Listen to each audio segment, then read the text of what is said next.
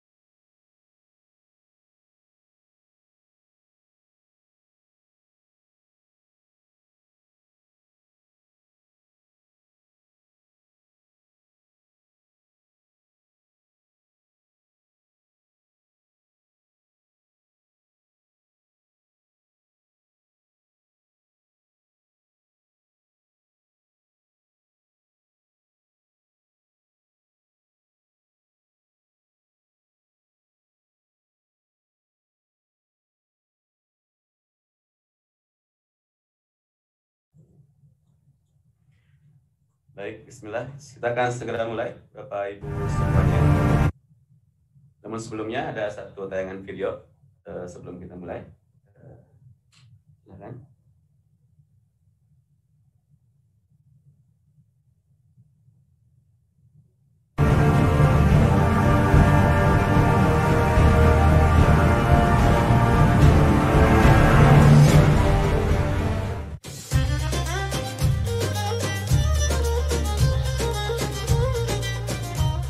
Bismillahirrahmanirrahim.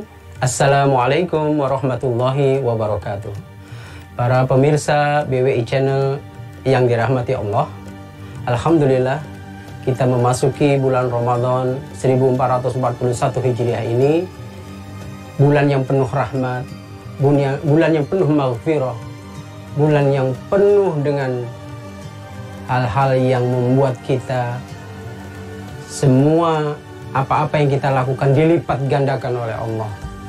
Oleh karena itu, mari bersama kita tingkatkan ketakwaan kita di bulan Ramadan ini. Salah satu cara meningkatkan ketakwaan itu adalah bagaimana kita berwakaf. Para pemirsa BWI Channel yang dimuliakan Allah, ada banyak berbagai wakaf yang Badan Wakaf Indonesia sudah memperkenalkan, menginisiasi wakafpreneur. Ya, ini sebuah gerakan yang mengajak entrepreneur untuk berwakaf. Apa yang diwakafkan?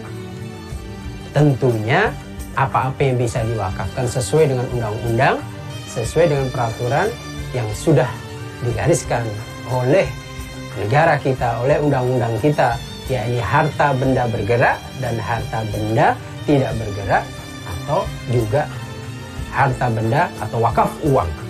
Oleh karena itu, wakafpreneur adalah ketika entrepreneur atau pengusaha ini terlibat dalam ekosistem wakaf, antara lain dia mewakafkan sebagian yang terbaik dari apa yang dia miliki. Apa yang dimiliki yang terbaik adalah wakaf saham. Saham ownership, kepemilikannya dari perusahaan itu, dari usaha itu yang dia cintai, dia ingin wakafkan. Inilah yang disebut wakafpreneur, entrepreneur berwakaf. Kita ingin wirausaha juga terlibat dalam ekosistem wakaf. Dia bisa sebagai wakif, dia juga terlibat sebagai nazir. Dia melakukan wakaf di dalam mauquf bihnya, ini akadnya sesuatu yang sangat dia cintai, dan dia akan nanti hasilnya diberikan kepada mauquf alaih, kepada penerima manfaat wakaf. Banyak sudah beberapa negara yang sudah memulai entrepreneur berwakaf ini, dan Indonesia salah satu, insya Allah mengembangkan entrepreneur berwakaf yang disebut sebagai wakafpreneur. Para pemirsa BWI Channel yang dimuliakan Allah, mudah-mudahan di bulan Ramadan ini akan lahir entrepreneur berwakaf. Dia juga boleh mewakafkan ilmunya. Dia boleh mewakafkan hak ciptanya, penemuannya, menjadi sesuatu yang diwakafkan. Kemudian dia memproduktifkan wakaf itu, dan kemudian hasilnya dibagikan kepada para mauquf alaih, kepada kepentingan sosial. Jadi wakaf memang benar-benar harus menjadi sesuatu yang gabungan dari keuntungan sosial tetapi juga komersial. Inilah yang kami ingin kenalkan sebagai wakafpreneur. Badan Wakaf Indonesia sangat mendorong Indonesia menjadi pelopor dalam gerakan wakafpreneur ini. Mudah-mudahan ini menjadi bagian dari hal yang sangat positif kita kembangkan di bulan Ramadan ini. Billahi taufik wal hidayah. Assalamualaikum warahmatullahi wabarakatuh. Waalaikumsalam warahmatullahi wabarakatuh. Bismillahirrahmanirrahim. Assalamualaikum warahmatullahi wabarakatuh. Waalaikumsalam warahmatullahi wabarakatuh. Alhamdulillahilladzi anzala as-sakinata fi qulubil mu'minin yazdadu imanan ma'a imanihim. Asyhadu an la ilaha illallah wahdahu la syarika lah wa asyhadu anna Muhammadan abduhu wa rasuluhu alladzi la nabiyya ba'dah. Allahumma salli wa sallim ala Muhammad wa ala alihi wa ashabihi wa man wala. Baik, alhamdulillah wa syukran yamillah, Bapak Ibu yang kami hormati, sahabat dermawan. Alhamdulillah hari ini kembali kita bisa bersilaturahim dalam rangkaian wakaf webinar series sesi keempat. Setelah kita lalui beberapa sesi sebelumnya, selawat dan salam kita sampaikan kepada Nabi Muhammad SAW yang telah mengajarkan kepada kita bagaimana menikmati indahnya Ramadan ini. Bersyukur hari ini di hari yang ke-24 Ramadan, insya Allah kita masih bisa menikmati hadiah terindah dari Allah Ramadan ini, dan semoga kita bisa memanfaatkan sisa waktu yang tinggal beberapa hari lagi dengan maksimal, dengan terus meningkatkan ibadah kita, baik ibadah mahdhah baik ataupun ibadah ghairu mahdhah, ibadah maliyah. Baik, Bapak Ibu yang kami hormati, sahabat dermawan, kita akan segera mulai kajian kita di hari ini, inovasi wakaf 5.0. Ini apa ini bentukannya? Nanti akan dijelaskan secara detail oleh guru kita hari ini, host kita di bidang wakaf. Alhamdulillah hadir membersamai kita di pagi hari ini, Bapak Haji Imam Nur Aziz MA. Alhamdulillah beliau bersama kita di tengah kesibukan beliau di beberapa amanah yang beliau emban sampai dengan saat ini. Nah, sebelum kita ke beliau, mungkin Bapak Ibu sahabat dermawan juga mungkin sudah sangat ma'ruf ya, sudah sangat kenal dengan beliau. Beliau ini sangat banyak posisi jabatan ya. Yang utamanya mungkin beberapa disebutkan ya, beliau ada founder dari Wakaf Trainer Institute ya, sebagai founder. Beliau expert di Wakaf Trainer, kemudian juga beliau konsultan di Wakaf ASEAN Mall Thailand. Wah, ini beliau memang global cakupannya, alhamdulillah, dan beliau nanti bisa sharing seperti apa sih Wakaf ASEAN Mall itu bentukannya gitu ya, bisa menjadi inspirasi untuk kita semuanya. Baik, kita sapa dulu Pak Haji Imam Nur Aziz. Apa kabar Bapak?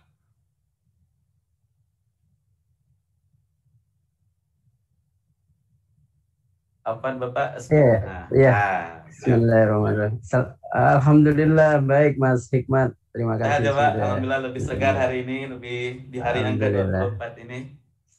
Dan sehat selalu Pak, Allah jaga supaya terus umat dalam edukasi wakaf dimanapun.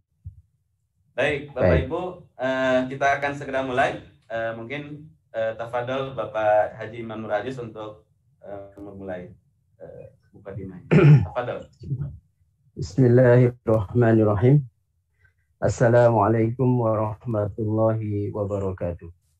Waalaikumsalam warahmatullahi wabarakatuh. Mohon maaf, suara saya terdengar ya? Baik. Terdengar. Saya. Alhamdulillahirabbil alamin, nahmaduhu wa nasta'inuhu wa nastaghfiruh wa na'udzu billahi min syururi anfusina wa min sayyiati a'malina, may yahdihillahu fala mudilla lahu wa may yudlilhu fala hadiya lahu. Asyhadu an la ilaha illallah wa asyhadu anna Muhammadan abduhu wa rasuluhu la nabiyya ba'da. Qala Allah Ta'ala fi kitabihil aziz, a'udzu billahi minasy syaithanir rajim. Bismillahirrahmanirrahim.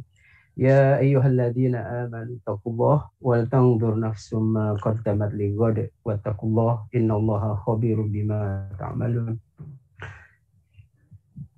Baik, teman-teman sekalian, para pegiat wakaf yang dimuliakan Allah, mari tak henti-hentinya kita selalu memanjatkan puji syukur kehadirat Allah Subhanahu wa taala yang telah memberikan kesempatan kita untuk hidup ya, untuk menikmati Ramadan, untuk membersamai malam-malam 10 hari terakhir, sehingga kita bisa mengoptimalkan apa-apa yang menjadi kesempatan dan peluang ini.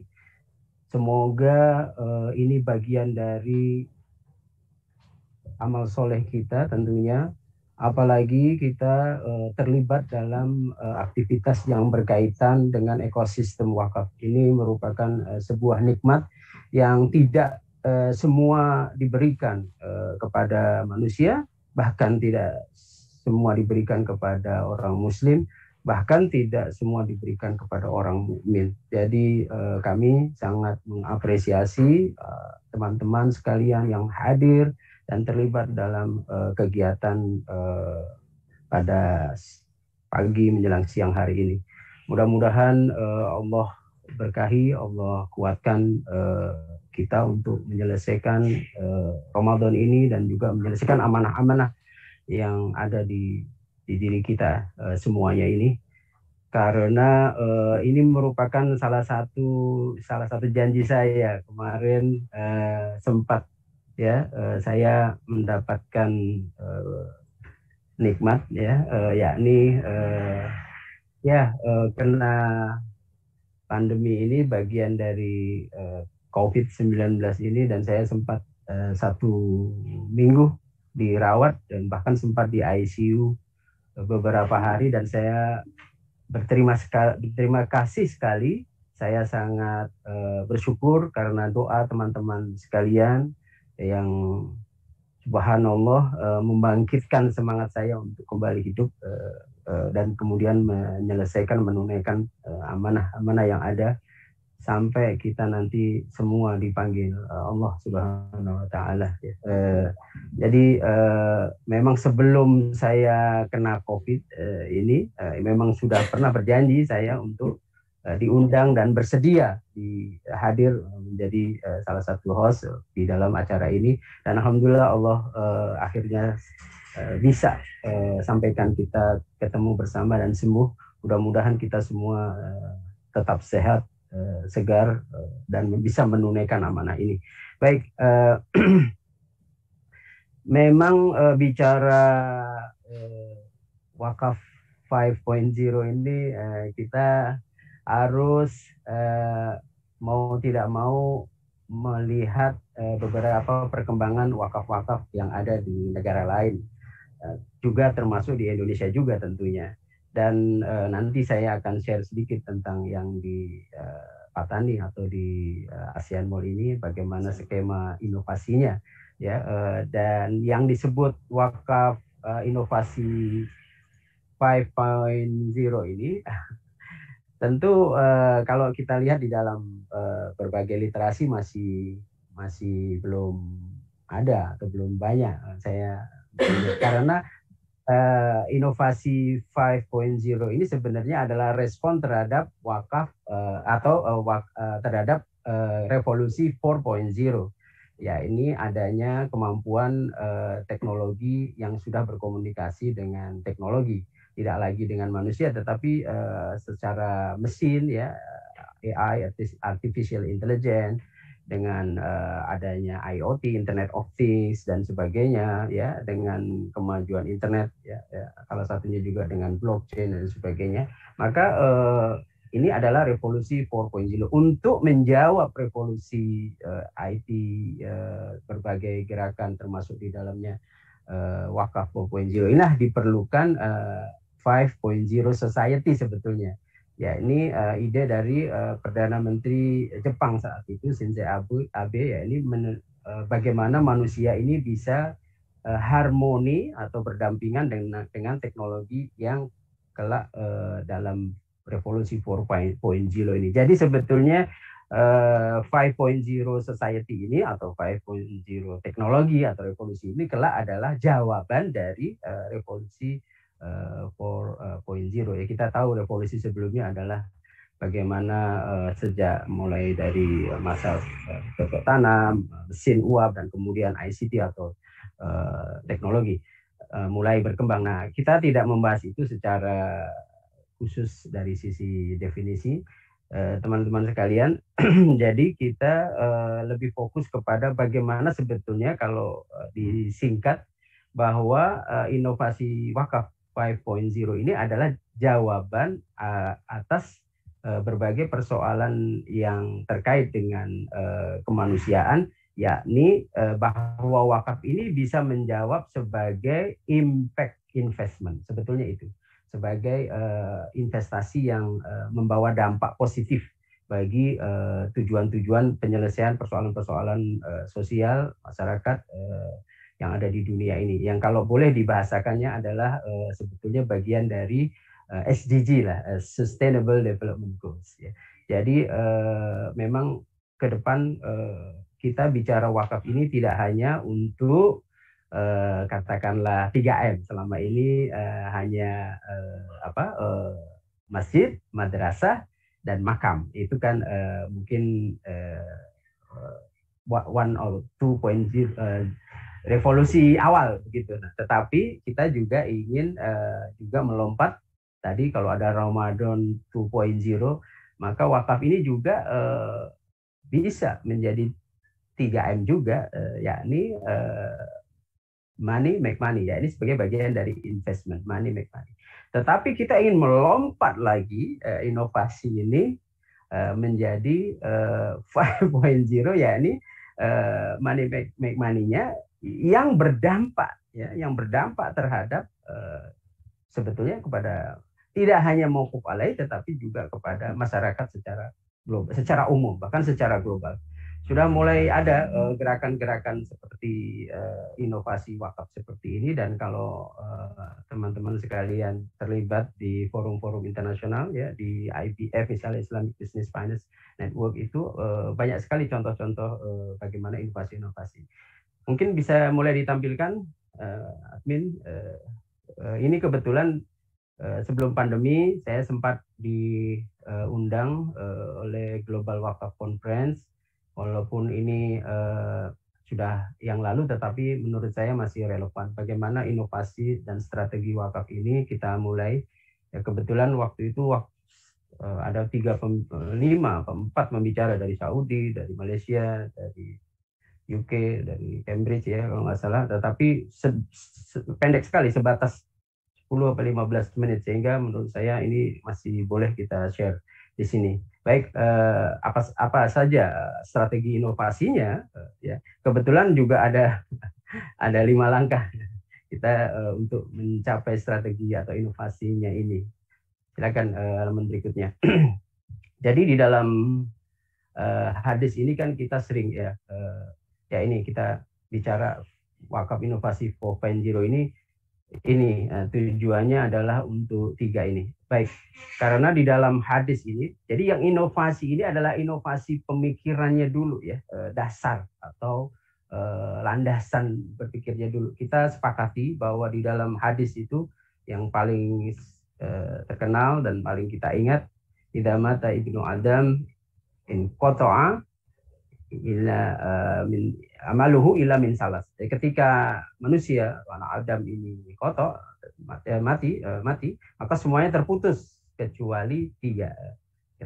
Kecuali 3 ila min salas, yakni shadaqatun jariyah, ya, kemudian ilmu yuntafa'u bih, waladun soleh yad'u lah, ya. Jadi kalau kita tafsirkan para ulama ini dengan hadis yang mutawatir ini, yang sudah sangat terkenal ini, ternyata yang disebut sedekahun jariyah ini bukan sedekah biasa, ya, bukan sedekah biasa, tetapi dia adalah sedekah yang termanage. Maknanya ada manajemen di situ, ya, ada manajemen di dalam sedekah itu. Nah, inilah yang kemudian saya ulang lagi, inilah yang kemudian membedakan sedekah dengan sedekah jariyah yang lain. Inilah yang disebut kemudian para ulama mendefinisikan ini adalah al-istismari, ya.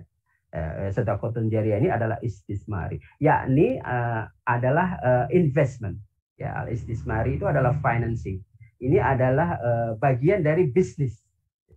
Jadi ada istismari itu ada bisnis di dalam investment di situ. Nah, ketika kita bicara investment, maka kita bicara ekonomi. Kita bicara bagaimana ekonomi ini harus dijayakan, harus dikembangkan.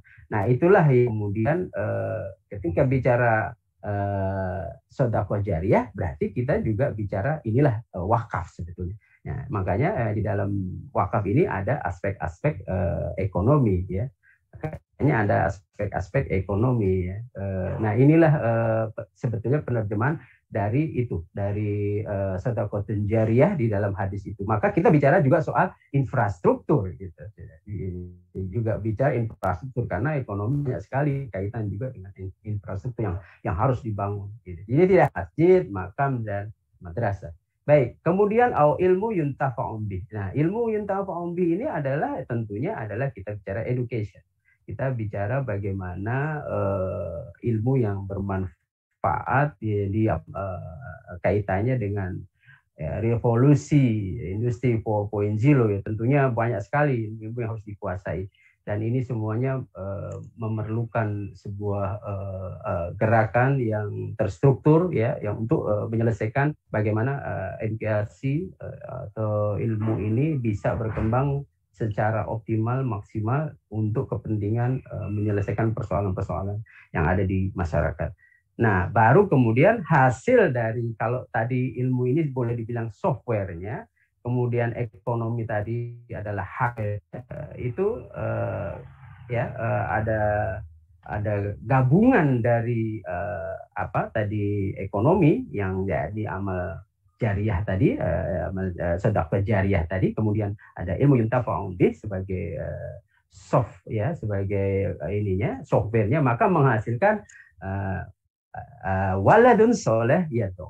Ini kesolehan itu lahir dari situ, dan ini adalah anak soleh. Ini tidak hanya anak biologis yang dimaksud adalah anak dari kita sebagai manusia, tetapi adalah kesolehan seluruh anak-anak manusia di dunia ini. Artinya bagaimana ini merupakan lahir dari tentunya sebuah gabungan dari adanya kesehatan yang prima, adanya indeks development yang baik dan sebagainya. Sehingga hasil dari ini adalah ketakwaan itu. Anak soleha ini adalah ketakwaan. Bagaimana tidak ada korupsi, bagaimana tidak ada kejahatan, bagaimana tidak ada ketimpangan dan sebagainya. Jadi hadis itu bisa dimaknai secara inovasi, secara sebetulnya luas, bahwa itu tadi sedekahun jariyah, kemudian ilmu yuntafa'u bih, kemudian waladun soleh yad'u lah, yang dia bisa berdoa untuk orang tuanya. Jadi hasil dari tadi hardware atau infrastruktur, ya ini al-istismari, ya ini dari amal amal jariyah ya, amal sedekah jariyah tadi, sampai seperti itu ekonomi kepada infrastruktur, kemudian kepada software, kepada educationnya ya, dan hasilnya adalah nah inilah satu inovasi pemikiran landasan kenapa kita perlu adaptasi ya, yang kita sebut kalau dalam bahasa umumnya menjadi impact investment atau green investment dan sebagainya lah, macam-macam ya. Inilah bagian dari wakaf 5.0. Lanjut di berikutnya. Nah, bagaimana cara mencapai tadi ya, sampai objektifnya tadi bisa menyelesaikan persoalan ekonomi, persoalan education. Nah, ini pertama memang teman-teman sekalian, lupa selalu kita di dalam Al-Quran itu ada surat yang pertama turun adalah Iqra ya, Iqra artinya bacalah. Nah, baca ini adalah bagian dari literasi ya, bagian dari bagaimana meningkatkan kefahaman ya, kefahaman sehingga manusia ini bisa membedakan mana yang benar, mana yang salah. Nah, ini adalah bagian dari, kalau dibahasakan lebih sederhana lagi, adalah campaign ya. Bagaimana kita memberikan kalau di dalam Islam itu kita harus pertama memberikan iman dulu ya, iman kemudian Islam ya, kemudian mukmin ya, mungkin tingkatannya yang sampai seperti itu begitu ya, jadi ihsan ya, sampai ihsan begitu. Ini yang terbaik dari literasi itu sampai orang-orang bisa menjadi muhsin gitu. Mulainya dari harus ya Islam dulu lah. Ya, Islam itu ya tentunya harus beriman. Jadi orang yang beriman tentu lebih tinggi dari Islam. Kemudian yang beriman lebih tinggi lagi ada ya muhsin atau ihsan, berbuat ihsan. Ya, inilah pertama adalah campaign ini. Campaign ini adalah literasi. Ya. Baik, bagaimana mengedukasi people tentang masyarakat tentang literasi wakaf. Gitu. Ini tidak akan terjadi inovasi kalau kita tidak melakukan literasi. literasi di Indonesia, Badan Wakaf Indonesia sudah mengukur dengan namanya indeks literasi wakaf, ya, ILW, indeks literasi wakaf, itu masih kecil. Jadi masih di bawah moderate. Kalau 60% itu mengerti tentang apa itu wakaf, itu moderate atau di tengah. Kalau sudah di atas 70% itu adalah advance, sudah ngerti apa itu wakaf produktif dan sebagainya. Nah, bahasanya seperti itu. Tapi kalau wakaf itu apa belum mengerti, itu masih di bawah. Nah, mohon maaf, di negara muslim terbesar di dunia, ini kita masih rendah, masih 50% di bawah. Ini tugas kita, teman-teman semua, untuk meningkatkan literasi wakaf. Jadi dengan campaign ini. Lanjut. Nah, bagaimana cara lanjut? Ya, ini dengan online dan offline tentunya strateginya.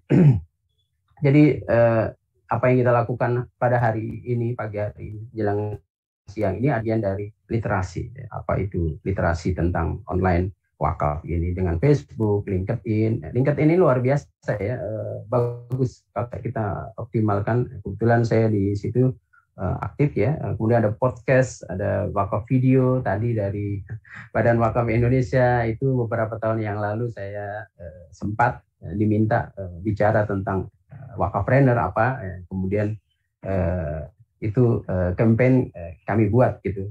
Jadi intinya adalah bagaimana 5 syarat wakaf ini, rukun wakaf ini, ya 5 ini terlibat dengan ekosistem para pebisnis. Gitu. Kan di wakaf ini yang wajib 5 itu adalah adanya wakif, ya, adanya nazir, adanya mauquf bih, adanya sesuatu yang diwakafkan ini, kemudian adanya mauquf alaih, penerima manfaat, dan adanya akad, ya, akad itu. Ya.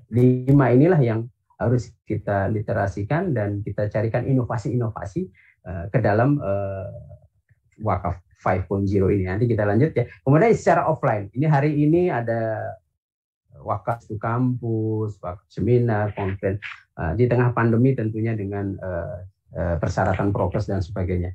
Nah, ini cukup berat sih sebetulnya dan memakan banyak biaya. Tetapi tetap harus ada strategi offline ini. Baik, ini yang pertama, ya, selalu langkah pertama adalah Iqra, adalah literasi. Lanjut, yang kedua baru kita mulai create. Ya, di dalam wakaf ini ekosistemnya yang tadi saya sebutkan ada 5 ini, baik wakif, nazir maupun alaih. Ini harus ada pemikiran alternatif atau inovasi yang inovatif gitu, yang baru. Yang ini harus terus kita lakukan, teman-teman sekalian, ya. Strategi create ini. Jadi meng-create sesuatu sehingga yang sudah mulai terpapar literasi tadi, literasi wakaf itu, dia bisa mencicipi kreasi-kreasi kita. Lanjut. Bagaimana cara misalnya meng-create ini? Nah, termasuk bagaimana meng-create inovasi wakaf ini. Nah, ini teman-teman sekalian. Mungkin ada baiknya teman-teman yang terlibat di dalam ekosistem wakaf ini mulai mengadakan, misalnya kami di Wakafpreneur Institute memulai dengan Wakafpreneur Bootcamp gitu, semacam training begitu. Paling tidak ada 3 yang kita perlukan di dalam training itu. Yang pertama adalah bagaimana sih membuat desain wakaf itu sendiri. Jadi ada bagaimana pas untuk milenial misalnya. Ini luar biasa ya, yang harus kita cari, kita create atau kita ciptakan. Ya, ini orang-orang yang dia ngerti tentang UX, misalnya user experience. Ya, teman-teman milenial ini jago-jago. Misalnya gamers itu gimana sih pasnya kalau dia terlibat wakaf? Luar biasa loh sebetulnya para gamers di Indonesia ini yang milenial ini sudah hampir 100 juta ada data yang dinyatakan, ya, walaupun itu ada yang melalui handphone, melalui gadget, tab, laptop, komputer dan sebagainya. Itu sudah luar biasa, sudah nomor 2 setelah Cina kalau asal kita. Dan gamers di kalangan milenial ini ekonomi yang bergerak sudah sampai puluhan triliun untuk Indonesia saja, ya. Belum untuk yang di luar, ya, untuk di luar Indonesia. Artinya kita pun bisa meraih pasar sampai ke sana kalau kita serius menggarap misalnya tentang milenial ini, bagaimana meng-create ya tentang games yang UX atau user experience-nya sangat friendly bagi mereka, kemudian dia bisa berwakaf, misalnya dia berebut tentang senjata, diwakafkan. Kemudian dia bisa berebut tanah di dalam ini dalam perjuangan di dalam game itu ada perang-perang yang diciptakan, kemudian ketika sudah memenangi misalnya mendapatkan hasil dari di dalam games itu kemudian diwakafkan. Nah, itu bagaimana caranya? Bahkan sampai ya kalau kita bicara blockchain, kemudian ada kripto dan sebagainya. Bagaimana kalau orang mau berwakaf tentang kripto, tentang Bitcoin, dia ada berbagai macam. Tidak hanya Bitcoin tentunya, ya. Kripto itu banyak sekali ya, yang ada. Nah, inovasi seperti ini perlu teman-teman yang hebat di dalam desain wakafnya itu. Yang kedua, kita juga perlu orang-orang yang ngerti tentang produk, ya. Produk wakaf itu development-nya seperti apa. Jadi orang-orang product management. Jadi di dalam wakaf ini, ayo kita rekrut nih yang jago-jago orang produk ini product people istilahnya. Jadi mereka yang bagaimana menyiapkan product planning-nya, ya, ada product requirement documents-nya dari UX tadi yang di atas untuk meng-create wakaf produk tadi. Jadi orang yang meng-create produknya ada expertnya yang kita harus latih, kita harus rekrut ya tentunya. Dan yang ketiga adalah wakaf teknologi, orang-orang geek, orang-orang yang jago teknologi, jago IT lah. Ini juga harus kita rekrut, kita berdayakan sehingga mereka mampu memiliki strategi inovasi untuk di blended atau digabungkan dengan tadi yang sebelumnya expert di bidang produk, di bidang UX dan sebagainya. Nah, baru kemudian kita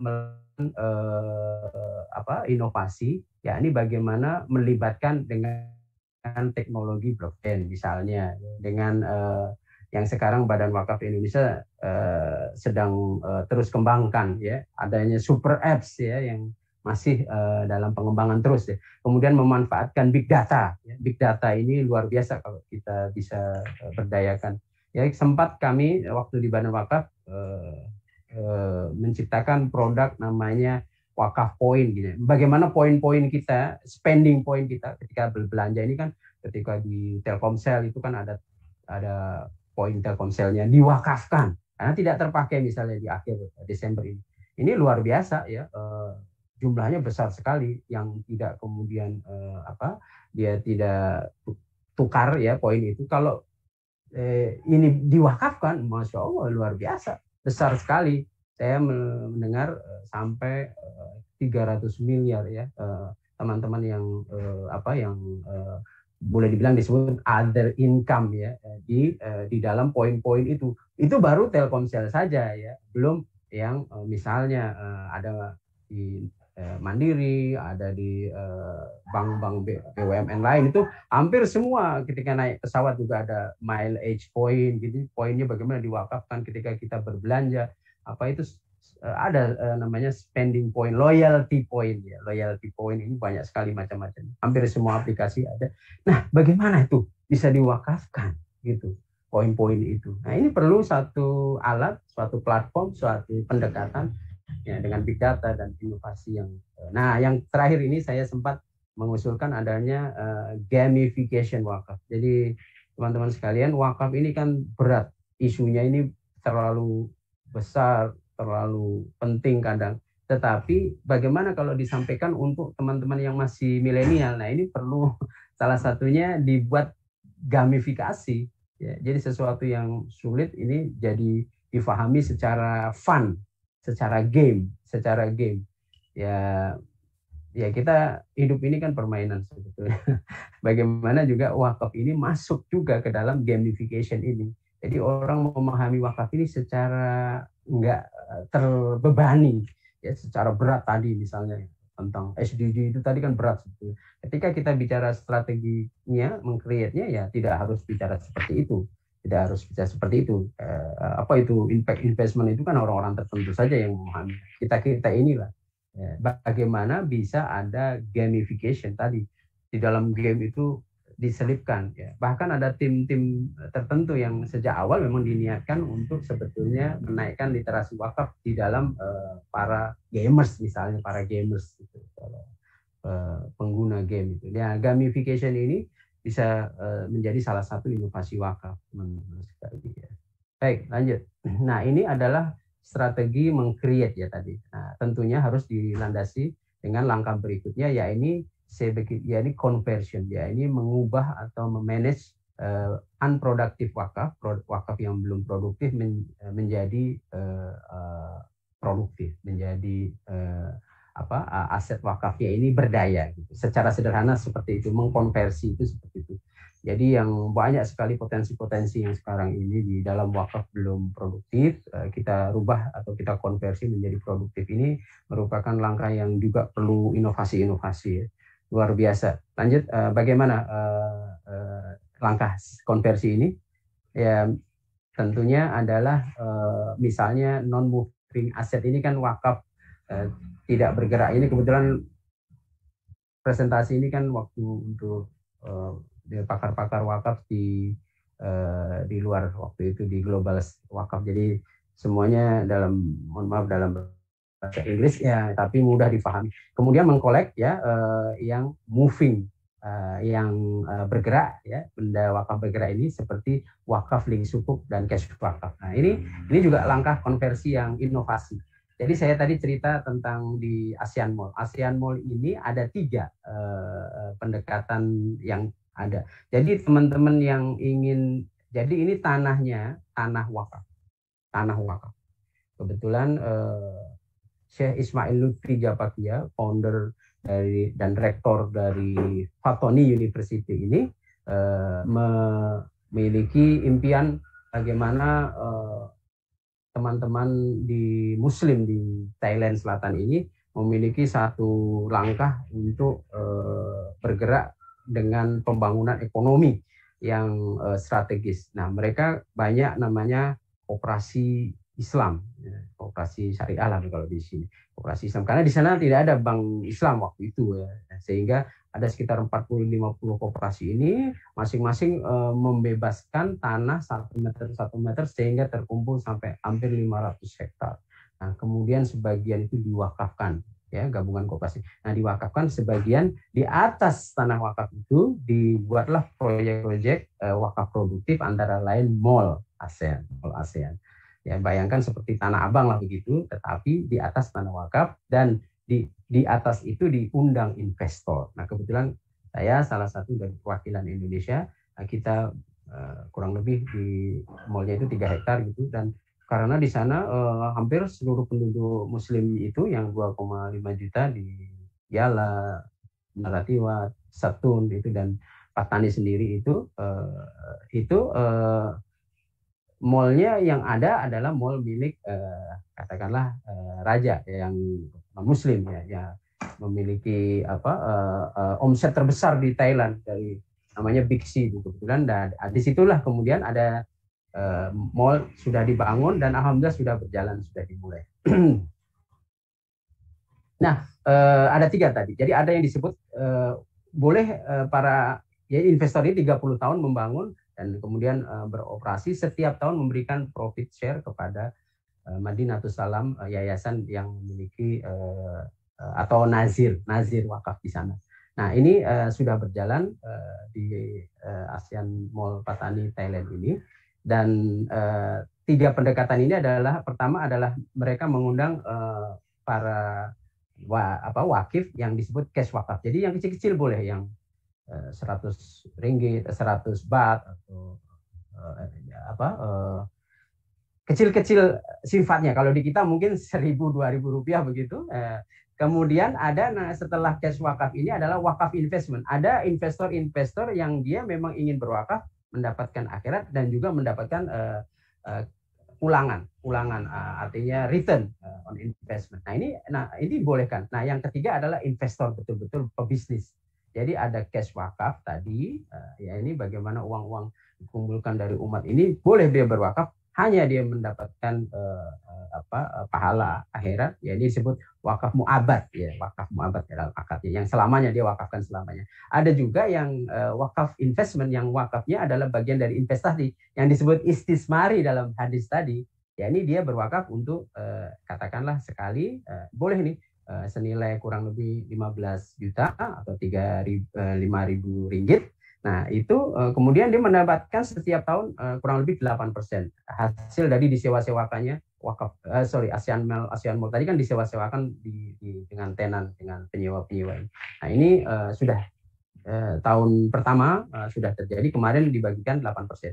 Kemudian ada yang hanya investor, murni dia ingin sebagai investor ke dalam ASEAN Mall ini, dia bangun, dia bantu sekian juta dolar atau sekian ribu dolar. Nah, dia hanya investor. Nah, gabungan antara istismari seperti ini merupakan inovasi dan di Indonesia juga sudah mulai ada. Namun proyek-proyeknya masih belum sebesar di sana ya, yang kurang lebih sudah mulai ratusan juta dolar gitu. Karena ini ada kompleks, ada rumah sakit, ada mall, ada stadion dan sebagainya. Kebetulan dulu hampir setiap berapa bulan saya ke sana, sejak pandemi ini kita tidak boleh lagi ke sana. Baik, ini adalah konversi, ya, bagaimana yang tidak produktif menjadi produktif.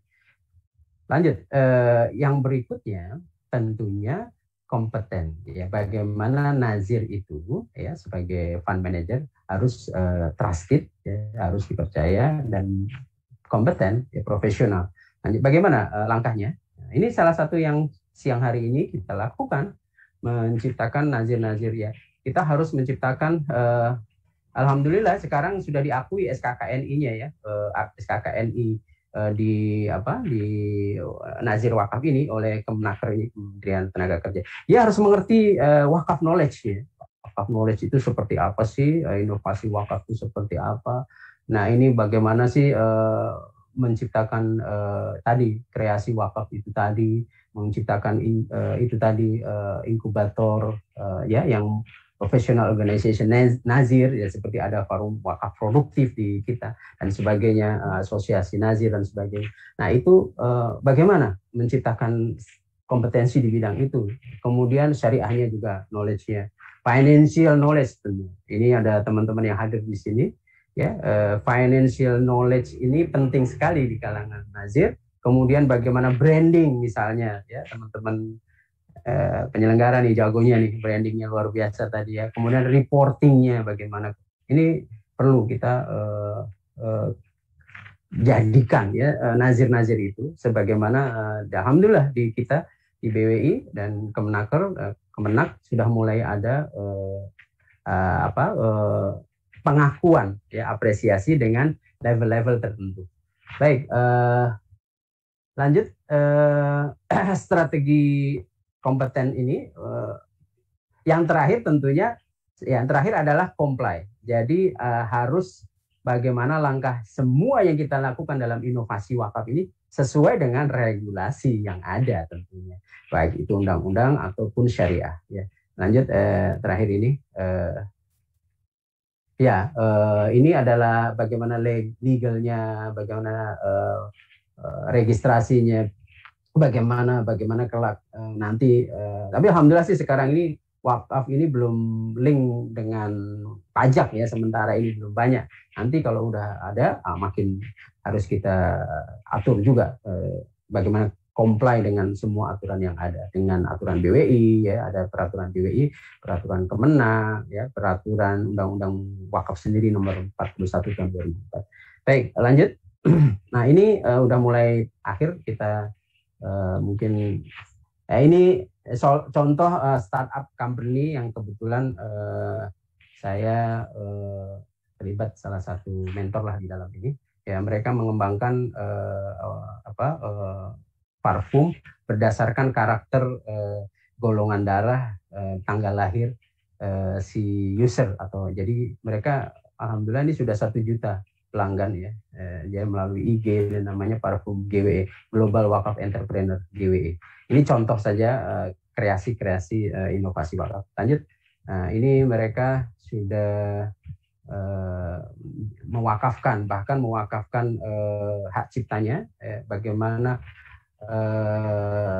algoritmanya itu diciptakan dan dia belajar sampai ke Prancis ya untuk menjadi perfumer ini, dan saham wakafnya pun juga perusahaannya sudah diwakafkan di PT Parfumgre ini.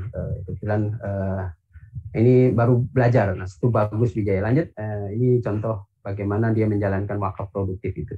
Nah ini penting sekali teman-teman sekalian yang dirahmati Allah, bahwa sesungguhnya future value dari sebuah wakaf planner ini atau gerakan entrepreneur berwakaf atau inovasi wakaf ini tidak lepas dari bagaimana inovasi ini harus diciptakan ya dengan berupa dengan data ya, berupa dengan data. Jadi bagaimana inovasi dan data ini harus kita masukkan ke dalam wakaf, ke dalam ekosistem wakaf.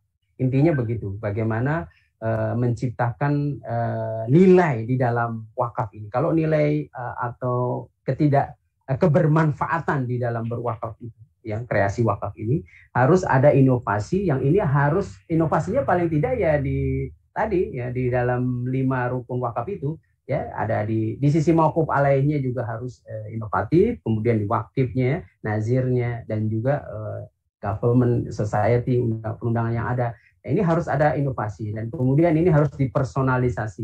Jadi harus adanya partisipatori, ya, prediktif, proaktif, dan ini harus menggunakan mengconnect, mengcombine dan share dengan data. Ya, data ini kan dari mulai yang paling ini adalah basic informasi, data understanding sampai wisdom, sampai kebijakan.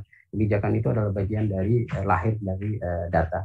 Informasi. Baik, ini mungkin bahwa kita ini di dalam inovasi harus menyertakan faktor-faktor ini tadi, ya, faktor-faktor adanya bagaimana outcome, personalization, connect, combine, dan share ini. Nah, inilah future value, nilai yang masa depan yang akan kita ciptakan di dalam inovasi wakaf 5.0 ini. Baik. Mungkin terakhir apa itu kayaknya setelah ini terakhir. Nah ini contoh sudah mendapatkan penghargaan dari Muri yang tadi aja. Baik, mudah-mudahan teman-teman bisa mendapatkan gambaran strategi bagaimana 5C ini. Bagaimana pertama campaign, create, kemudian convert atau konversi, kemudian comply dan kemudian kompeten dan comply. Mudah-mudahan ini bisa memberikan pemahaman pada kita. Saya serahkan ke moderator. Terima kasih. Baik, jazakumullah katsira untuk Ustaz Imam atas paparannya yang luar biasa mengenai bagaimana inovasi itu dilakukan. Yeah. Berapa tahapan, bahwa memang awalnya harus edukasi dulu baru bicara inovasi, gitu ya. Baik, sahabat dermawan, rekan-rekan semuanya, jika ada yang ingin didiskusikan dengan Ustadz Imam, yang mungkin beliau juga sibuk sekali waktunya, alhamdulillah bisa silaturahim hari ini nih, waktunya memang sangat tight banget ya, sangat sibuk banget di beliau nih. Silakan bagi Bapak Ibu sahabat dermawan yang ingin menanyakan beberapa hal dengan Ustadz Imam yang luar biasa paparannya mengenai inovasi, bagaimana menggrab market milenial untuk berwakaf. Nah, kalau bicara milenial nih Ustadz Imam, berapa persen kita milenial ini sudah tergrab marketnya nih untuk wakaf ini? Saya studi saya tidak tahu persis ya, belum ada studi yang khusus tentang itu, engagement tentang wakaf ke kalangan milenial. Di sini ada teman-teman aktivis juga, saya lihat ada Laksmi dan sebagainya. Nah, mungkin secara lokal atau katakanlah masing-masing pernah mencoba exercise begitu terhadap milenial, tetapi selama ini responnya pun sedikit. Kalau kami mengadakan acara-acara ya masih masih belum terlalu signifikan, tetapi alhamdulillah BWI pun mulai melirik ini dan mulai ada upaya untuk meningkatkan engagement kalangan milenial ini. Padahal jumlahnya besar ya. Belum kalangan Alpha Gamma nanti X YZ ya. Nanti kan kita ini baru milenial ini di bawah itu kan ada yang lahir tahun 2000 ke bawah dan ini lagi. Ini udah bukan milenial lagi dan itu contohnya saya lah milenial. Kalau saya kan kolonial ya. Itu udah 100 juta lebih kalau yang milenial saja. Ini hampir 100 juta, apalagi ditambah Alpha Gamma tadi. Nah ini perlu memang tadi kreasi dan gamification, big data dan sebagainya. Jadi bagaimana secara otomatis ya, misalnya itu orang ketika berwakaf itu mudah sekali atau bahkan dia perlu hanya mengeset sekali, selanjutnya terus berwakaf misalnya. Nah itu platform seperti itu kan belum ada di kita. Kalau kita pelajari sahabat Utsman gitu, ketika dia menerima tawaran Rasulullah, siapa yang berani berwakaf ini, dia kan sebetulnya sudah mengeset, oke, saya konversi ini, saya beli, saya konversi menjadi wakaf, sumur saya ini, dan kemudian selanjutnya sudah bekerja secara otomatis sebetulnya pahala itu dan juga kemanfaatannya itu. Nah, ini perlu satu platform, suatu pendekatan. Mas Hikmat tadi ada pertanyaan-pertanyaan di chat itu, kebetulan saya nggak bisa ngeliat semua tuh. Oh ya, ini saya bacakan nih. Ya, boleh. Ya, sebentar. Satu-satu kita bacakan. Ya. Baik, ini dari Ibu Laksmi. Iya. Luar biasa. Luar biasa untuk presentasinya. Nah, contohnya sangat menginspirasi para milenial yang menjalankan digital corporation yang sedang ingin menjadi nazir juga menarik contoh yang di Thailand. Nama lembaganya apa Ustadz yang di Thailand? ASEAN Mall itu di bawah satu korporasi namanya Patani Jaya Commerce, PJC, Patani Jaya Komersial ya. Jadi mereka membuat perusahaan untuk memproduktifkan tanah wakaf itu PJC. Nah, di atasnya adalah holding company Patani Jaya Holding, PGH ya. Itu kebetulan ya saya pun terlibat di situ. Jadi ada namanya korporatisasi wakaf di situ. Nah, PGC ini Petani Jaya Commerce inilah yang mengundang investor dari Malaysia, dari Indonesia, dari Timur Tengah untuk membangun di atas tanah wakaf itu. Petani Jaya. Nah, kita perlu belajar bagaimana mengkreasikan hal-hal seperti itu dari yayasannya ini yang memiliki holding company itu, Patani University-nya itu. Baik, kita lanjut ke pertanyaan selanjutnya dengan Ibu, atau mohon maaf ya kalau jika salah Ibu atau Bapak atau Mbak nih, Nazimah. Misalnya ada yang punya kos-kosan, sepertinya punya kos-kosan gitu. Yang akan diwakafkan adalah hasil dari yang akan diwakafkan adalah hasil dari bagi hasil laba bersih. Persentase yang diwakafkan sudah disepakati. Jadi nilai wakafnya per bulan tergantung dari laba yang didapat. Gitu. Dan apakah bisa nazir sebagai pengelola sekaligus atau apakah bisa wakaf seperti ini? Gitu. Sangat bisa. Saya langsung jawab, sangat bisa. Bahkan nggak hanya pengelolaan dari hasilnya yang diwakafkan, tapi kos-kosannya sekaligus juga bisa diwakafkan. Jadi asetnya itu bisa oleh nazir yang kompeten, nazir yang mengerti tentang misalnya tenant management. Ya, kalau bayangkan kos-kosannya ini dibentuk satu perusahaan bersama oleh wakif, si pemilik ini tadi, pemilik aset tadi yang mewakafkan si wakifnya dengan nazir. Dan kemudian bayangkan nih Mas Hikmat, dibuat sistem seperti Oyo Hotel misalnya gitu. Ya, ada platform yang langsung ketahuan setiap orang yang menginap di dalam kos-kosan itu, maka sekian persennya langsung terdistribusikan untuk wakaf.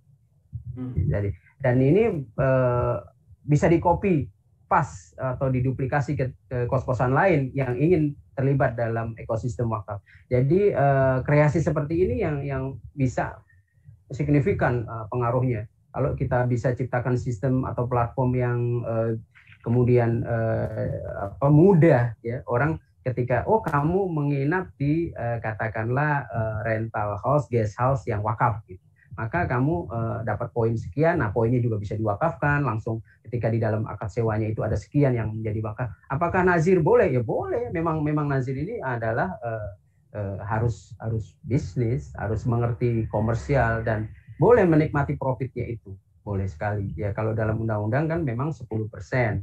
Ya, di dalam ini. Tetapi kan di luar itu kan bisa diciptakan satu mekanisme yang dia termasuk di dalam operasionalnya masuk misalnya, dan si keluarga wakif atau macam-macam kan ini bisa jadi wakaf ahli. Jadi keuntungannya bisa ke sekian katakanlah keluarganya wakif itu yang terlibat dalam kos-kosan itu. Ya, wakaf ahli, juri ya, Ya. wakaf juri. Wakaf juri ya, itu sangat mungkin. Jadi keuntungannya bisa dibagi daripada konflik. Misalnya kalau diwariskan mungkin terjadi konflik, malah lebih baik ini terus akan dimanfaatkan, akan dinikmati oleh si keluarga si wakif itu. Ini sangat bagus idenya ketika dikembangkan tidak hanya kos-kosan tetapi hotel, ya, apartemen atau yang lain. Jadi tidak hanya kos-kosan tentunya, karena ini kan non-moving asset. Jadi aset yang tidak bergerak, ya. Seperti itu banyak kreasi yang harus kita ciptakan.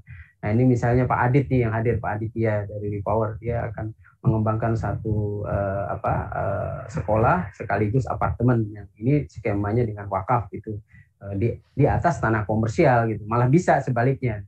Nah, kreasi inovasi seperti ini mungkin ke depan bisa kita share bagaimana salah satu inovasi-inovasi itu.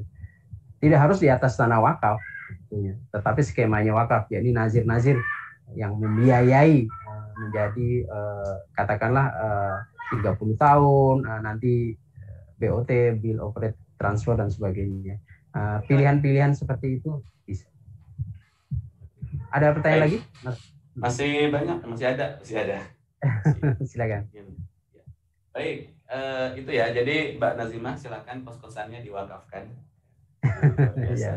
Beliau punya kos-kosan sepertinya, Ustaz. Kayaknya begitu tuh. Baik, kita lanjut ke pertanyaan selanjutnya. Tadi dicontohkan dari Ibu Umi Alfiati. Ya. Contohnya adalah bicara bisnis parfum. Ya. Kemudian hasil atau profitnya itu seperti apa? Mungkin skemanya ya, skema wakafnya seperti apa? Kemudian distribusinya, apakah distribusinya atau gimana distribusinya, mekanismenya? Apakah didistribusikan atau bagaimana? Gitu, Ustaz. Jadi hasil dari profit bisnis parfumnya itu seperti apa? Apakah didistribusikan atau bagaimana? Oke, jadi begini sederhananya, karena perusahaannya ini adalah perusahaan wakaf yang 51%-nya dikelola oleh nazir dan diwakafkan, mauquf alaihnya sudah diakadkan tertentu, ya otomatis ketika membeli satu produk yakni parfum ini, maka sudah di dalamnya include ada wakaf di dalamnya ini. Dan kemudian didistribusikan mungkin setiap tahun gitu dalam laporannya ketika terjadi pandemi misalnya, maka mereka melibatkan dirinya di dalam salah satunya menyelesaikan persoalan kemarin misalnya dengan menciptakan hand sanitizer yang digratiskan, di diskon yang murah dan dibagikan ke banyak organisasi. Ini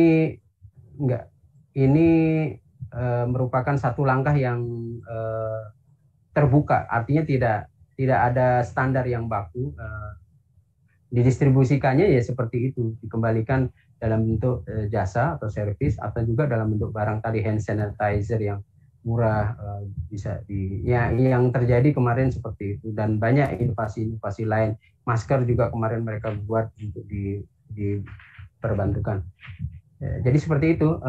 Untuk kebetulan karena perfume itu ilmunya nggak jauh juga bagaimana cara menciptakan hand sanitizer dan sebagainya, termasuk desinfektan. Kemarin mereka sempat bagi-bagi itu secara masif pada cukup banyak, sampai berapa puluh ribu botol itu, teman-teman. Itu Baik, kita boleh lanjut. dicek. Ya, silakan. Baik, kita lanjut ke pertanyaan selanjutnya. Ini dari Mbak Stefani Adinda Nurul Huda, Ibu Stefani Adinda Nurul Huda. Izin bertanya Ustadz, jadi sebenarnya wakaf 5.0 itu konkretnya seperti apa? Ya, konkretnya bagaimana adanya inovasi untuk menjawab impact investment atau investasi yang berdampak. Jadi wakaf ini kan harus memiliki mauquf alaih.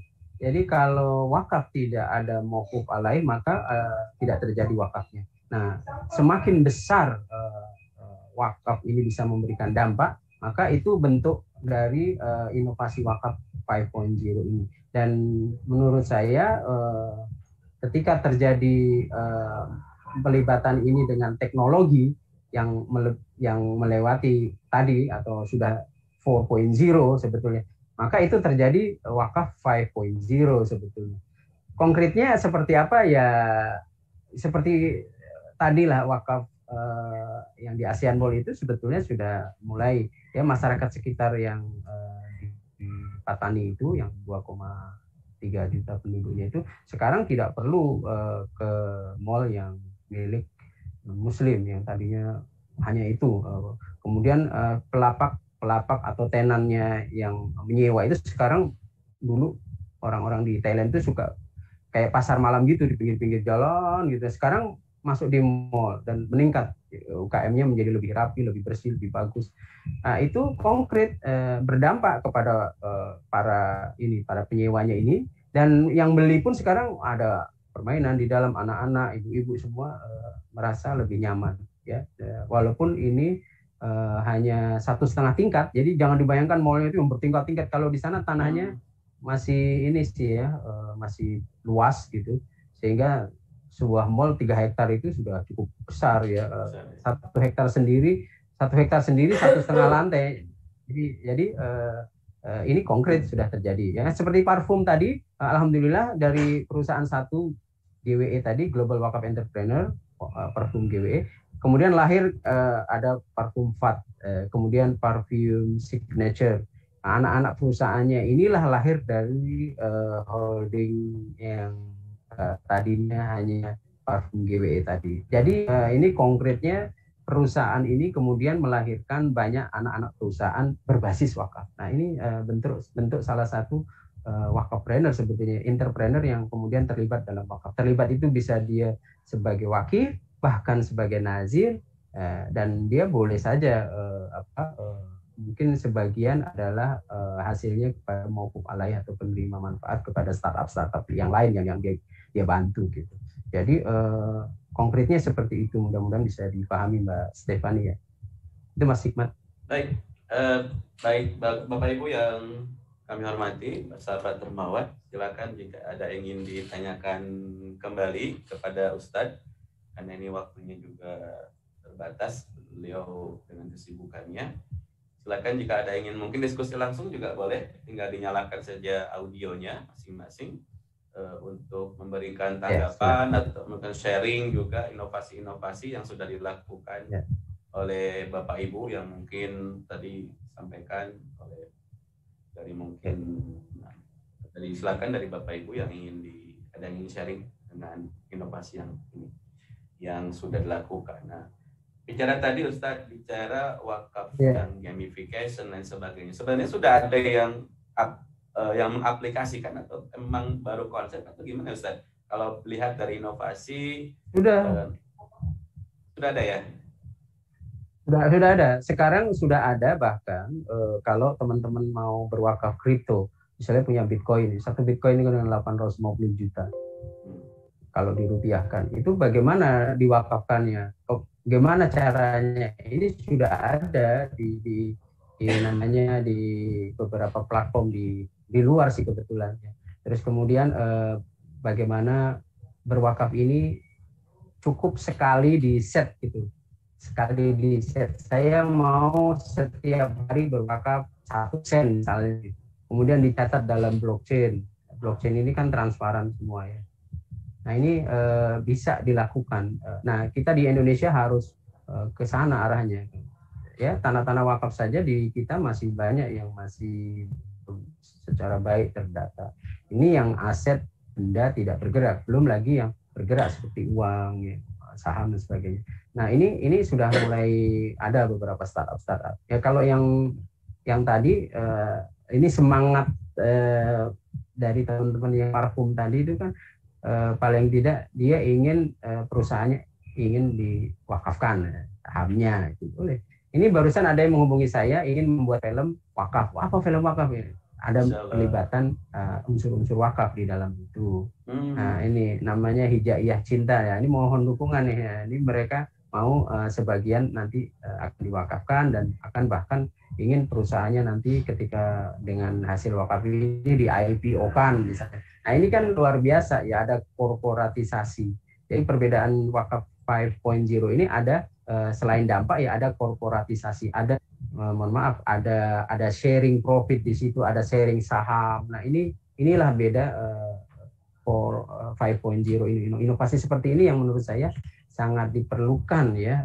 Jadi tidak hanya mohon maaf yayasan ini kan tidak bisa dimiliki dan tidak bisa profit sebetulnya, tidak boleh ya. Tetapi yayasan boleh memiliki usaha, boleh secara undang-undang boleh 25% ya, 25% ownership-nya, sahamnya itu pun boleh.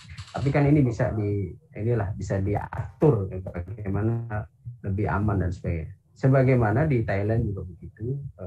Itu kan yayasan yang memiliki Fatoni University, alhamdulillah sudah didukung oleh 22 negara. Jadi sudah ada yang konkret. Kalau mau kunjungan ke sana boleh. Nah, ini ada undangan apa nih? Salam kenal Pak Imam, saya Bu Ririn dari Universitas Airlangga. Bolehkah saya minta nomor? Wah ini ya boleh saja. Nanti dari panitia dan mengundang boleh dicatat itu saya catat aja ini. Di sini saya chat aja ya. Di sini ada website saya namanya wakafpreneur.com. Pak Hikmat. Pak Hikmat sudah pernah buka ya? Sudah Pak. Nah, ini silahkan. Ini saya chat, dan saya jawab Bu Ririn. Silahkan. Websitenya wakafpreneur.com. Nah ini banyak tulisan-tulisan saya, hampir sekitar 200 artikel lah di situ. Silahkan dipelajari juga. Termasuk event hari ini juga kita sertakan wakafpreneur.com. Baik, saya tunggu undangannya Bu Ririn dari Ratnasari. Terima kasih Mas Hikmat. Ada lagi? Kalau mau langsung juga boleh. Silakan yang mungkin langsung diskusi dengan Ustadz Imam. Bu Ririn mungkin boleh juga diskusi langsung. Tidak boleh langsung diskusi dengan Pak Imam, Ustadz Imam di sini, atau mungkin nanti ada khusus kali Ustadz untuk nanti berustadz mengisi di Airlangga kali ya.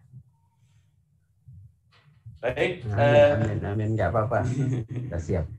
Ini sepertinya menarik nih kalau nanti bicara mengenai wakaf komparatif study mungkin ya Ustadz. Nah, ya boleh. Kita buat wakaf tour. Boleh. Kita wakaf. Ada lagi di Johor Corporation. Itu menarik juga Pak. Wakaf, gimana tuh Ustaz? Iya, wakaf tour itu bagaimana kita menjelajah katakanlah ke best practices teman-teman wakaf di luar, misalnya untuk kita terlibat ke dalam melihat apa yang terbaik dari praktis wakaf mereka. Kayak Johor Corporation ini kan BUMD di Johor. Setiap tahun 5% dari hasil royalti keuntungannya diwakafkan. Lama-lama membesar dan sampai sekarang menguasai banyak sekali ya perusahaan. Dan menguasai beberapa, tidak hanya di Indonesia, termasuk juga klinik-klinik kesehatan sakit. Termasuk ada yang di Indonesia, di Australia, di Bangladesh, di Malaysia yang terbesar. Nah ini sampai mereka punya property development yang baik. Jadi menarik sekali Johor Corporation ini untuk kita datangi. Kebetulan saya pernah sampai membuat stasiun yang kumuh, Larkin Station itu yang kumuh menjadi sangat bersih gitu. Nah ini juga ada nih temen nih, saya ingin menjalankan wakaf desain khusus untuk desain masjid. Nah, ini bagus ya, sehingga nanti masjid-masjid itu ya Pak Adit gratis ininya dan ini terus ya dipakai bermanfaat ya, pahalanya mengalir terus. Nah bagaimana bisa memulainya? Silahkan Mas Adit ya, Mas Adit bagus idenya ya. Bagaimana platform dibuatkan pilihan-pilihan, kalau sekian meter desainnya gimana, kalau misalnya ini luas. Ini Johor Corporation juga membuat masjid besar sekali, ya besar sekali seperti berapa puluh hektar ininya luasnya, tapi sampai parkirannya banyak, ya pohon-pohonnya bagus. Ini di dalam masjid yang terjadi namanya kayak turis non Muslim yang mereka dari Jepang, Korea dan sebagainya boleh masuk ke di bawahnya masjid itu. Dan dia melihat bagaimana diorama, display video-video tentang Islam. Dan banyak yang masuk Islam karena ini, karena visualisasi. Turisme boleh dilihat, ya, divisualisasi. Bagaimana sih, apa sih sebetulnya rukun-rukun Islam? Tapi bagus sekali, saya udah lihat di sana di masjid di Johor, punyanya Johor ini, Wakaf An-Nur ini besar sekali masjidnya dan dikelola secara baik, profesional, kompeten, dan ini bagus sekali. Jadi di bawahnya itu, di lantai bawahnya itu ada sampai apa itu, kenapa syahadat, bagaimana sign dalam Islam, dan masya Allah kebetulan guide-nya itu orang non Muslim tadinya, sekarang masuk Islam, itu menceritakan bagaimana dia ya merasa terpanggil untuk membantu ini. Tadinya juga seperti turis juga dia, seperti itu. Dan ini luar biasa masjid masjidnya ini terkenal kok, besar sekali ya, sangat besar di sana. Masjid Raya, Masjid Tun Abdul Razak, siapa itu nama ininya masjidnya, saya lupa. Silahkan kita ke sana, boleh melihat langsung bagaimana wakafnya. Jadi masjid pun kalau dikelola tidak hanya sekedar masjid, ini bisa menjadi destinasi turisme yang luar biasa.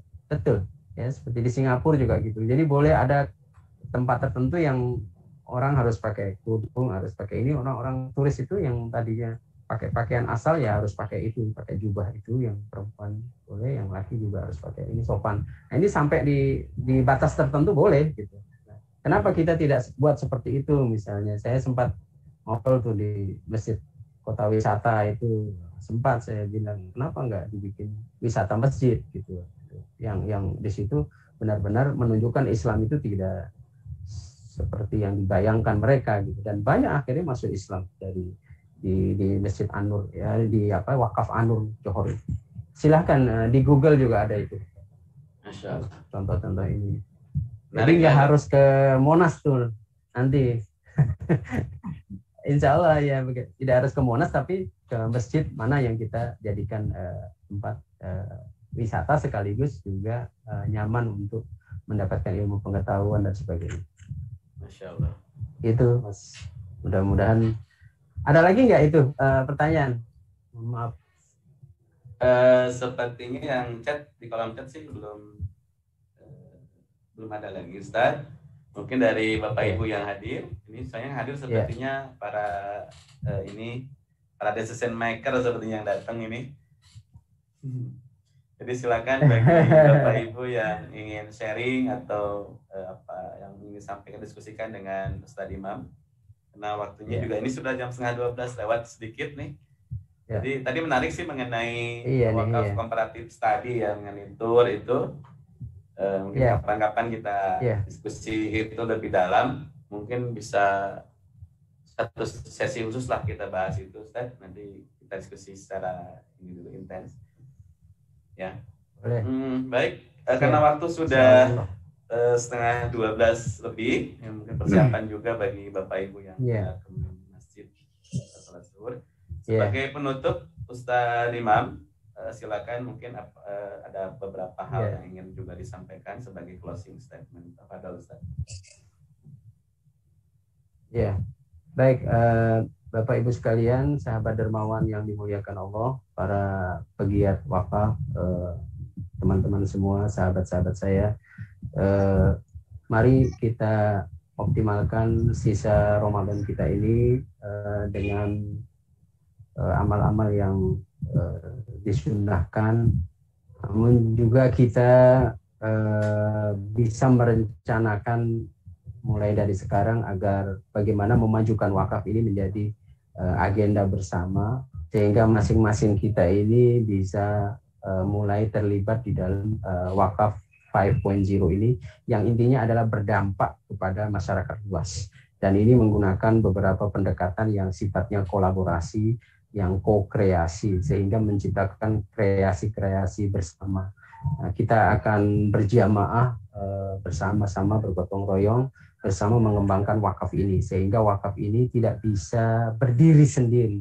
Dia harus menjadi ekosistem, dia harus menjadi satu lingkungan yang baik untuk berkembang, dan tidak harus semuanya berjudul wakaf. Artinya wakaf harus dengan komersial dan harus dikorporatisasi. Nah, teman-teman semua, termasuk para penyelenggara di sini, saya sangat mengapresiasi sudah ikut sharing pada siang hari ini.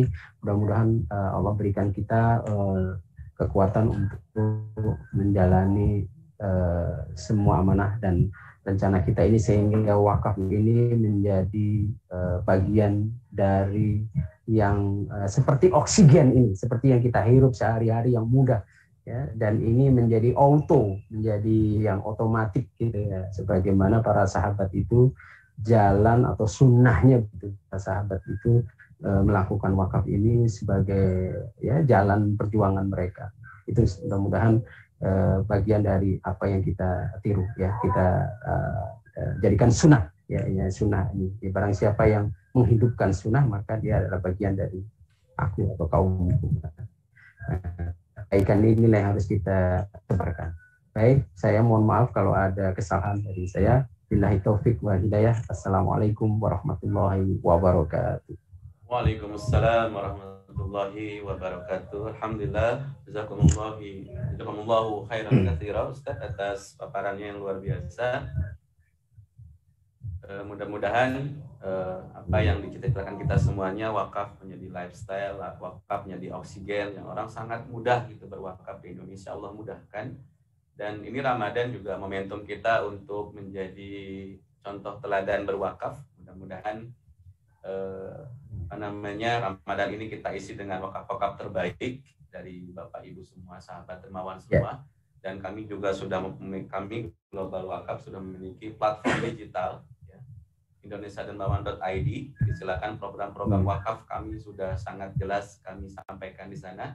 Ada wakaf pangan produktif, wakaf ternak produktif, dan beberapa lagi program wakaf yang kami gulirkan di Global Wakaf Aksi Cepat Tanggap. Mudah-mudahan di Ramadan ini ada dua ibadah yang luar biasa di bold ya. Pertama adalah tilawatul Quran.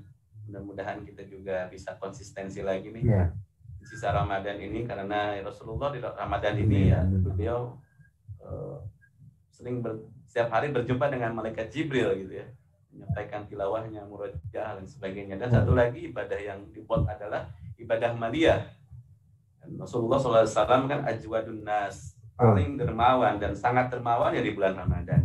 Mudah-mudahan kami juga sebagai di Global Wakaf Cepat Tanggap siap untuk menerima amanah wakaf, dan berbagai program wakaf kami juga sudah sangat banyak, wakaf korporat, wakaf saham dan sebagainya. Baik, Bapak Ibu yang luar biasa hari ini, kita tutup kajian kita di hari ini dengan membaca hamdalah. Alhamdulillahirabbil alamin. Subhanakallahumma bihamdika asyhadu an la ilaha illa anta. Alhamdulillahirabbil alamin. Subhanakallahumma bihamdika asyhadu an la ilaha illa anta, astaghfiruka wa atubu ilaik. Semuanya jazakallahu khair ya semuanya. Ya baik. Assalamualaikum warahmatullahi wabarakatuh. Waalaikumsalam warahmatullahi wabarakatuh. Sehat semua ya, mudah-mudahan terus.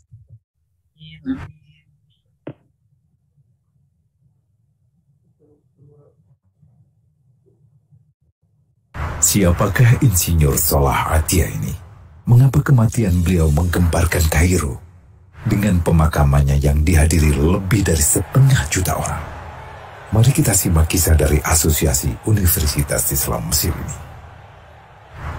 Al-Kisah dari kampung kecil bernama Tafana Al-Ashraf, distrik Middle Ghamir, provinsi Dakohlia, Mesir, ada 9 orang sarjana miskin lulusan Fakultas Pertanian.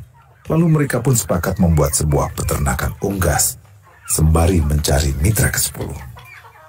Namun mereka terbentur modal, maka dengan sekuat tenaga mereka kumpulkan dari hasil menjual tanah, perhiasan istri, hingga meminjam. Meski tidak banyak terkumpul, namun mencukupi untuk memulai usahanya. Pertanyaan tersisa, siapa mitra yang ke-10? Insinyur Salah, satu dari mereka pun berkata, "Aku sudah menemukan mitra yang ke-10. Siapa?" kata teman-temannya. "Allah," lanjutnya. "Allah akan menjadi mitra usaha kita yang ke-10. Allah akan mendapat 10% dari keuntungan kita. Dengan perjanjian, Allah yang akan memberikan perlindungan dan pemeliharaan, keamanan dari segala wabah penyakit." Akhirnya mereka pun sepakat. Kontrak kerjasama pun ditulis secara rinci dan dicatatkan ke notaris, lengkap dengan peran mitra ke-10 tersebut. Tak disangka, setelah 1 musim bisnis mereka langsung meroket, jauh dari yang dibayangkan sebelumnya. Lalu mereka pun kembali bersepakat menambah jatah keuntungan mitra ke-10 menjadi 20% di musim kedua, dan begitu seterusnya hingga mencapai 50%. Lalu bagaimana keuntungan mitra ke-10 itu dialokasikan? Dimulai dengan membangun sekolah dasar Islam putra, lalu lanjut putri, kemudian sekolah menengah putra, kemudian putri. Tambah lagi madrasah alia putra, lalu putri. Tapi karena keuntungan terus membanjir, akhirnya dibentuklah Baitul Mal. Dan mereka pun mengajukan ke pemerintah untuk membangun universitas di kampung. Awalnya ditolak dengan alasan tiadanya akses bagi para mahasiswa. Tak berapa lama mereka pun mengajukan pembangunan universitas lengkap dengan stasiun kereta beserta jalurnya dengan biaya mandiri. Akhirnya permintaan ini disetujui, dan pertama dalam sejarah Mesir berdirilah sebuah universitas di perkampungan kecil. Semakin berkembang, dibangun pula fakultas kedua, ketiga, keempat hingga asrama putri dengan kapasitas 600 kamar. Lalu asrama putra dengan 1000 kamar. Tiket kereta api pun digratiskan untuk memudahkan transportasi menuju kampung tersebut. Tak cukup hanya itu, dibangun Baitul Mal berikutnya hingga hilang kemiskinan di daerah tersebut. Dan program ini diduplikasi ke kampung-kampung lain hingga bisa dikatakan tak ada kampung yang disinggahi Insinyur Salah kecuali akan dibangun Baitul Mal untuk warga. Bantuan pun diberikan untuk fakir miskin dan para janda. Pemuda pengangguran pun dilatih untuk mengelola perkebunan sayur hingga mandiri, bahkan sampai bisa mengekspor ke negara tetangga. Pada saat panen raya, seluruh penduduk dikirimi paket sayur. Di hari pertama Ramadan diadakan buka puasa bersama untuk seluruh penduduk desa. Mereka memasak dan hadir ke lapangan yang dipenuhi beraneka makanan. Disiapkan juga perabotan untuk gadis-gadis yatim yang ingin menikah. Dan ini semua merupakan sedikit dari banyaknya kebaikan yang dilakukan oleh Insinyur Salah. Hingga pada akhirnya disepakatilah keuntungan perusahaan 100% untuk Allah. Insinyur Salah yang awalnya adalah salah satu mitra usaha berubah menjadi karyawan Allah.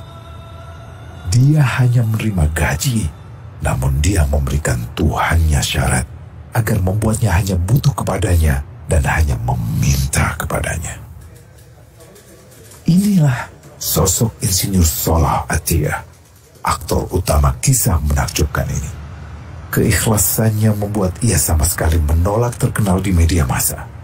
Dan kini, meski orang yang melibatkan Allah ke dalam bisnisnya ini telah wafat, terbayang seluruh amal jariahnya yang selalu mengalir untuknya. Masya Allah. Pertanyaannya, akankah ini hanya menjadi sebatas kisah saja? Atau menjadi teladan bagi kita untuk mengikuti jejaknya?